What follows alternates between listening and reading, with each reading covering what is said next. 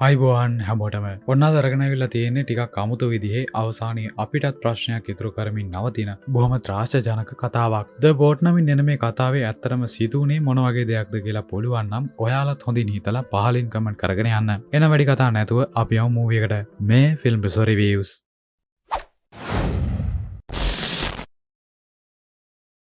ඔන්න මේ කතාව පටන් ගන්න අහිංසක තමන්ගේ වැඩක් පාඩුවේ කරගෙන බලාගෙන හිටපු ජෝන් කියන තරුණ දීවරයව අපිට පෙන්වන ගමන්. සුපුරුදු විදිහට අදත් යාගේ බෝට්ටුවෙන් ගෙන් මාළු අල්ලන්න යන සූදානම් වුණ ජෝන් තීරණය කරනවා අද හෙටම යාගේ ගර්ල්ෆ්‍රෙන්ඩ්ට විවාහ යෝජනාවක් ඉදිරිපත් කරන්න ඕනේ කියලා. මේ දේවල් හිතමින් වෙනදා මාළු අල්ලන පැත්තටම ආව ජෝන් එයාගේ දල වතුරට විසි කරලා මාළු අහුවෙනකන් ටික වෙලාවක් බලාගෙන ඉන්නවා. මෙහෙම පැයක් දෙකක් යනකොට ජෝන්ට තේරුම් යනවා පැහැදිලි අහසක් තිබුණත් එක පාරටම අමුතු දුමාරයක් වගේ මීදුමක් ටිකෙන් ටික යාගේ ළඟට එනවයි කියලා. ළඟට කිව්වට මොකද එයා ඒක දැකලා බෝට්ටුව ස්ටාර්ට් කරන්න යන්නත් කලින්ම මේ මීදුම යාව වහගෙන ඉවරයි. යන්න ඕනේ කොහාටද ඉන්නේ කොහෙද කියලාවත් ජෝන්ට හොයාගන්න බැරුව යනකොට එයාට ලොකුම ලොකු බහුදින විනෝදචාරිකා යන අලුත්ම බෝට්ටුවක් දකින්න ලැබෙනවා. මිනිස් පුල්ටක්වත් නැතුව අතෑරලා දාලා තිබුණ මේ බෝට්ටුව මීදුමත් සමගම රළ පාරට ගමන් කරමිනුයි තියෙන්නේ. කාටහරි උදව්වක් ඕනද කියලා මේ වෙලාවේ ඔහුට සැකයක් ආව හින්දා ජෝන් මේ බෝට්ටුවට නැගලා කවුරුත් මේ බෝට්ටුව ඇතුලේ ඉන්නවද කියලා බැලුවත් කවවත්ම ජෝන්ට හොයාගන්න ලැබෙන්නේ නැහැ. එයාගේ ජීවිත කාලෙන් වැඩිම කාලයක් ජෝන් මුහුදේ ගත කරත් එයා මේ වගේ සිද්ධියකට මුහුණ දෙන්නේ පළවෙනි වතාවටයි.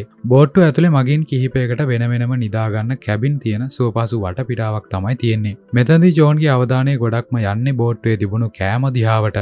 මොකද කිව්වොත් ඒවා දැන් පැය කිහිපයකට කලින් පාවිච්චි කරා වගේ අලුත්ම කෑම තමයි මෙතන පේන්න තියෙන්නේ. ඇඳ ඇතිරිලි වල පොඩි වීම් සලකුණුත් එක්ක මීට ටික වෙලාවකට කලින් බෝට්ටුවේ හිටපු කට්ටිය හදිස්සියෙම බෝට්ටුව දාලා ගිහින් වගේ තමයි ජෝන්ට පේන්න තිබුණු සලකුණු වල හැටියට තියෙන්නේ. ඒත් ඇයි කෙනෙක් මෙහෙම එකපාරටම මේ වගේ බෝට්ටුවක් දාලා පැනලා යන්න කියන කුතුහලයත් එක්ක ජෝන් තව තවත් පරීක්ෂා කරගෙන යනකොට එයාට තේරුම් යනවා බෝට්ටුවේ sannivedana පද්ධතිය කැඩිලා කියලාත් එන්ජිමට වතුර පෙරලා ඒක ක්‍රියාත්මක වෙන්නේ නැහැ කියලාත්. දැන් ඉතින් ජෝන්ට බේරගන්න කෙනෙකුත් නැති හින්දා ජෝන් තීරණය කරනවා එයාගේ බෝට්ටුවට ගිහින් මීදුම නැති වෙලා යනකල් ඒකට වෙලා ඉන්න. ඒත් පුදුමේ කියන්නේ මේ කෑලි කපන්න පුළුවන් මීදුම අස්සේ ජෝන්ගේ බෝට්ටුව ආගිය දිහාවක්වත් එයාට හොයාගන්න පුළුවන් වෙන්නේ නැහැ. බලන අත පේන්න තියෙන්නේ තනි සුදු මීදුමක් විතරයි. ටික වෙලාවකට පස්සේ මීදුම එකපාරටම අතුරුදහන් වෙලා යනකොට ජෝන්ට තේරුම් යනවා එයාගේ පුංචි බෝට්ටුව මේ වෙනකොට අතුරුදහන් වෙලා කියලා. ඒ කියන්නේ යාට ගොඩබිමට යන්න නම් මේ බෝට්ටුවම හදාගෙන පැදගෙන යන්න සිදුවෙන හින්දා ජෝන් බෝට්ටුවේ අලුත් අඩිය කටයුතු කරමින්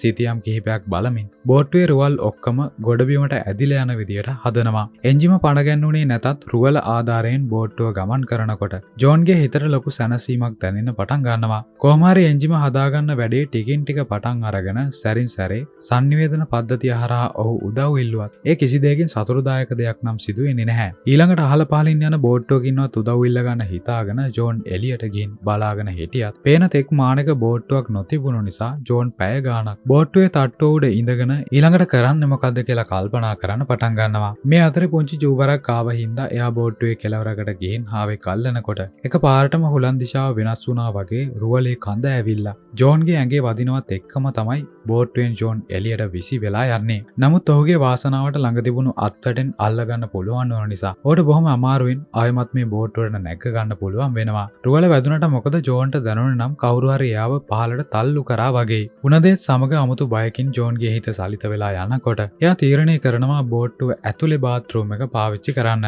එහෙම හිතාගෙන බෝට්ටුව ඇතුළට යනකොට එයාට අමුතු සද්දයක් ඇහෙනවා වගේම එක්මනින්ම වටපිට බැලුවත් ඔහුට කිසිම කෙනෙක් දකින්න නම් ලැබෙන්නේ නැහැ. බෝට්ටුව පැද්දෙනකොට මොකක් හරි වැටෙන්නේ නැති කියලා හිතලා ජෝන් බාත්රූම් එකට ගිහින් හාවේ කල්ලනකොට එයාගේ හිතේ විශාල ප්‍රශ්න ගොඩක්ම වෙන්න පටන් ගන්නවා. එයාට ගොඩබිමකට යන්න බැරි වුණොත් බෝට්ටුවේ කැමරේ වෙලා ගිහින් කාටවත් පණිවිඩයක් දෙන්නවත් බැරි වුණොත් එයාට මොන වගේ දේවල් සිදු වෙයිද කියලා හිතමින් ආව අල්ලලා ඉවර වෙලා ජෝන් එළියට යන්න හදනකොට බාත්රූම් එකේ දොර ඉබේම වැහිලා එළියෙන් අගුළු වැටිලායි තියෙන්නේ.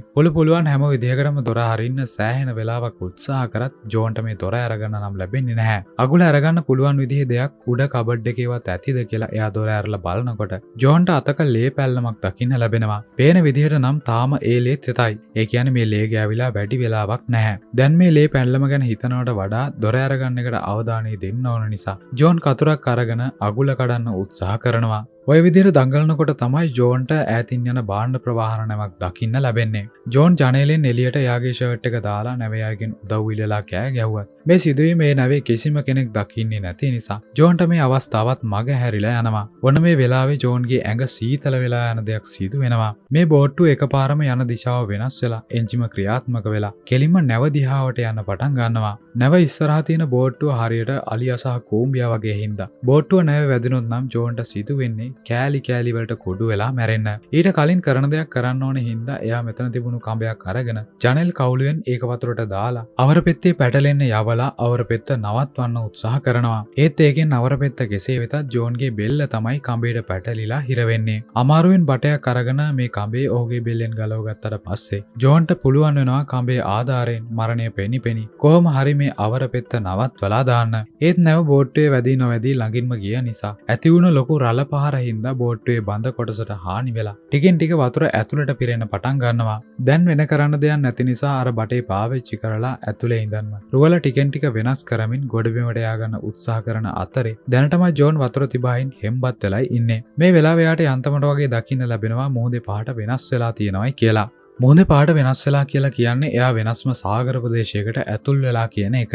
ඒත් එක්කම බෝට්ටුවට පිරුණ වතුර බාත්රූම් එකටත් එන්න පටන් ගත්ත නිසා ජෝන් තව තවත් කලබල වෙලා දොර අරගන්න දැග්ගලුවත් මේ දොර නම් ලේසියෙන් ඇරෙන පාටක් නැහැ. ටිකෙන් ටික මෙහෙම වතුර බෝට්ටුවට පිරීලා ජෝන්ගේ දනිස් මට්ටම දක්වා එනකොට කොරේ පිරට මරේ කියලා ලොකු කුණාටුවකටත් ජෝන්ට මුහුණ දෙන්න සිදු වෙනවා. ප්‍රචණ්ඩකාරී කුණාටු රළ සමග බෝට්ටුව හොඳටම පැද්දෙනකොට බාත්රූම් එකේ ඔලුව වද්දගන්නේ නැතුව ජීවිතේ බේරගන්න ජෝන් සෑහෙන සටනක් දෙනවා. වගේම කුණාටුවේ බලපෑමත් එක්ක බෝට්ටුවට වතුර පිරෙන එක තව තවත් වැඩි වෙන්න පටන් ගන්නවා. පහවදා උදේ වෙද්දි ජෝන්ගේ බෙල්ල ගාවටම වතුර පිරීලායි තියෙන්නේ. මෙහෙම ඉන්නකොට තමයි අවසාන වතාවට දොරේ අගුල කරකවලා ඔහුගේ වාසනාව පරීක්ෂා කරන්න උත්සාහ කරන්නේ. ඇත්තටම ජෝන්ගේ වාසනාව කොච්චරද කියනවා නම් මේ වෙලාවේ බොහොම අద్භූත විදියට එයාට අගුල අරගෙන බාත්රූම් එකෙන් එළියට එන්න පුළුවන් වෙනවා. ඊළඟට මුලින්ම බෝට්ටුවට ගිහින් දවසක් තිස්සේ පිරිසිදු වාතය නැතිව හිටපු ඔහු හොඳ හුස්මක් අරගෙන බාගට විනාශ වුණු බෝට්ටුවෙන් එයාට පාවිච්චි කරන්න පුළුවන් වැදගත් දේවල් ඔක්කොම වතුරෙන් ගොඩට ගන්න කටයුතු කරනවා.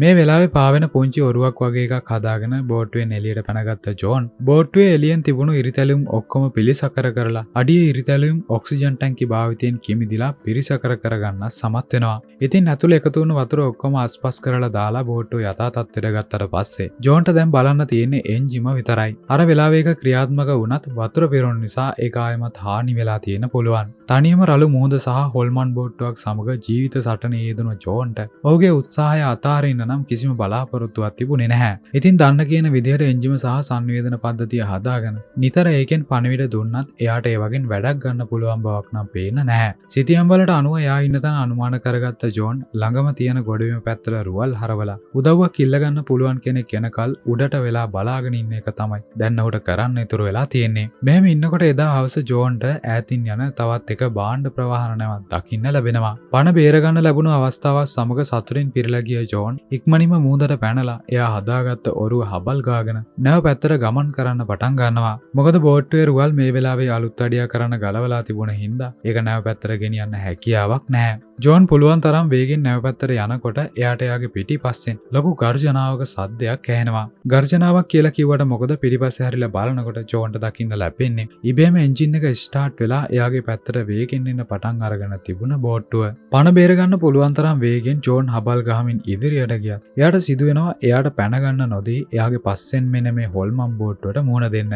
තමන්ව විනාශ කරලා මරන්න උත්සාහ කරන බෝට්ටුවෙන් බේරෙන්න මුහුදට පයින්නවත් එක්කම එදා රෑ වෙනකල් නැව දිහාවට පේනුවත් එයාට නැවට ලං වෙන්නවත් ලැබෙන්නේ නැහැ. අයිස් වගේ සීතල මුහුදු වතුරේ ගිලිලා හරි මෝරුන්ගේ රෑ කෑම වෙලා හරි මැරෙනවට වඩා හොල්මන් බෝට්ටුවේ ඉන්න එක හොඳ නිසා ආයමත් බෝට්ටුවට නැගගත්ත ජෝන් මාන්සියරත් එක්ක කැබින් එකේ කාමරයක හොඳට ගුලි වෙලා නින්දර වැටෙනවත් එක්කම ඔහු ආයෙම අවදි වෙන්නේ නම් ඊළඟ දවසේ උදේ. ඒත් වැඩේ කියන්නේ මේ පාරත් එයා වැහුවේ නැතත් කැබින් එකේ දොර ඉබේම වැහිලා එළියෙන් අගුළු වැටිලා තියෙන්නේ. හරියට කවුරු හරි මෙයා මෙහෙන් පැනලා යයි කියලා හිතලා ඔහුව හිර කරලා වගේ. පුළුවන් තරම් හයියෙන් දොරට ගැහුවත් ජෝන්ට එක අරගන්න නම් ලැබෙන්නේ නැහැ. පීඩනයත් ඇඟේ වේදනාවත් එක්ක කේන්තියෙන් කෑ ගහමින් ඇඟිලි වලින් ලේ එනකල් දොර අරගන්න සටන් වදුන ජෝන් අවසානයේදී මාංශය නිසා බිමට ඇදගෙන වැටෙනකොට එයාට ජනේලෙන් ගොඩබිමක් දකින්න ලැබෙනවා. දින දෙකක් පුරාවටම මුහුදේ අතරමං වෙලා හිටපු ජෝන් මේ දකින්නේ මිරිඟුවක් කියලා හිතුවත් ඒක ඇත්තටම ගොඩබිමක්. මේ හොල්මන් බෝට්ටුව තනියම ස්ටාර්ට් වෙලා ජෝන්ව ගොඩබිමකට ගෙනල්ලයි තියෙන්නේ. පුදුමයකට වගේ මේ වෙලම එළියට එන දොරත් ඇරුණ නිසා ජෝන්ට පුළුවන් වෙනවා ඉක්මනින්ම ගිහින් මේ ගොඩබිමට අඩිය තියන්න. තමන්ගේ නගරයේ වගේම තිබුණු මෙහි ජෝන් ටිකක් ඇවිදලා බැලුවත් ඔහුට මිනිස්සු කවුරුවත් දකින්න ලැබෙන්නේ නැහැ. තමන් හොල්මන් බෝට්ටුවකින් පස්සේ හොල්මන් ගොඩබිමකටද ආවේ කියලා ජෝන් බොහොම බයෙන් වගේම සැකෙන් ගැහෙනකොට එයාට දකින්න ලැබෙනවා බෝට්ටුව ආයෙමත් තනියම ස්ටාර්ට් වෙලා ටිකෙන් ටික ගොඩබිම පහු කරගෙන මුහුදේ අතර ඇදිලා යනවායි කියලා. හරියට නොපෙනෙන මිනිස්සෙක් ඒක පදවගෙන යනවා වගේ. බෝට්ටුව යන්නේ තමන්ට මොකක් හරි ඉඟි කරගෙන කියලා හිතුන ජෝන් බෝට්ටුවත් එක්කම ඇවිදගෙන යනකොට එයාට නගරයේ ඉන්න මිනිස්සුන්ව දකින්න ලැබෙනවා. ඇත්තටම කිව්වොත් මේ තියෙන්නේ එයා කලින් ජීවත් වුණ නගරය.